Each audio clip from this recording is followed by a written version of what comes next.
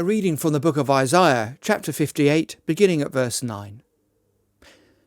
Then you shall call, and the Lord will answer. You shall cry, and he will say, Here I am.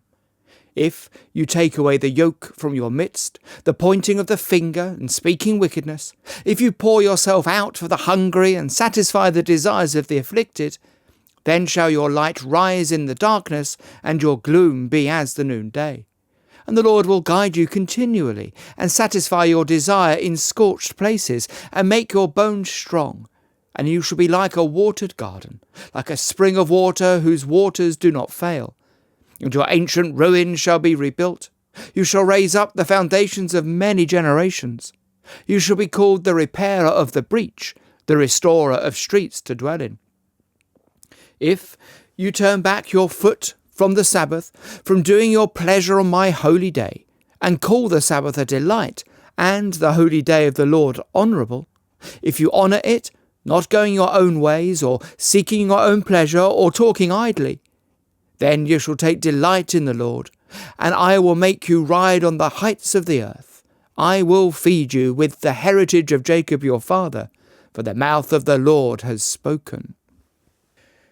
Now, I want to zoom in on a particular verse in that reading from Isaiah, but before I do that, it's important that I set it in its broader context.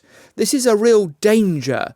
People very often will find a verse and take it out of its context, and then, of course, you can make it mean anything you want to. It's very important when you're reading the Bible to get an idea of what the context is that you are dealing with. And so I want to do that for this passage. And this chapter of Isaiah is dealing squarely with people who seek God, but their actions undermine their words. And in this instance, it's to do with fasting. People are fasting, but they're doing it not for any other reason apart from seeking blessings on themselves. It's a selfish thing. It's almost a contract. Well, if I fast, God, then I will get this from you. And for all their pious show of fasting, they still act in abusive ways. Listen to this from earlier on in the chapter in verse 3. Behold, in the day of your fast, you seek your own pleasure and oppress all your workers. Behold, you fast only to quarrel and to fight and to hit with a wicked fist. Fasting like yours this day will not make your voice to be heard on high.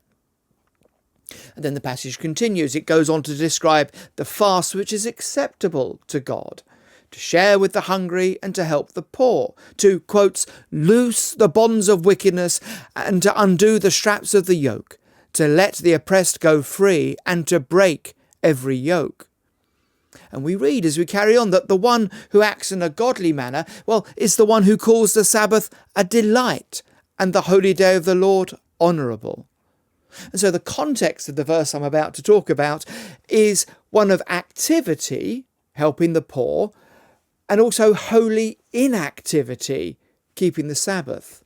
The Christian life, therefore, is one which is lived out and is not simply theoretical. And that's the context in which God goes on to lay out the great promises of this verse. And the Lord will guide you continually and satisfy your desire in scorched places and make your bones strong. And you shall be like a watered garden, like a spring of water, whose waters do not fail. And here, in this verse, then we find a description of the blessings which God gives his children, those who call upon him as Father, for those who seek to walk in his path. Here is a description of that blessed journey. So what might such a person find? Well, first of all, we read that the Lord will guide you continually. So here we find the description of somebody who's not abandoned to the task of life, but rather who is guided by God, who has that guidance continually. Here is one who not only turns to God in prayer, important as that is, but also reads the scriptures, expecting to find in them guidance which is needed. So, what do you do when you see other people quarrelling? Well, perhaps you listen to Proverbs 26:17. Whoever meddles in a quarrel not his own is like the one who takes a passing dog by the ears. Well, Should you go and tell other people about that argument? Well, no, listen again. For lack of words, the fire goes out, and where there is no whisperer, quarrelling ceases.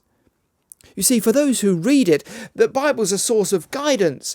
For those who pray, there's a great sense of oughtness that leads them on the way. We have both. We have the scriptures, we have prayer, and they both guide us. Through both means, God guides us continually. But notice, this isn't a promise of an easy life, but rather it is saying that in the midst of barren places, God is still to be found. It is in the scorched places, Isaiah says, that desire is satisfied. And here is a great truth of the spiritual life. It's often in the midst of hardship that the watering presence of God is most keenly felt. It is in the barren times of life, when all else withers, that God meets with you. At these times, despair needs to be turned into prayer and hope kindled. There's an old hymn that speaks to this. And shall we be faithless? Shall hearts fail, hands hang down? Shall we evade the conflict and cast away our crown? Not so. In God's deep counsel, some better thing is stored. We will maintain unflinching one church, one faith, one Lord.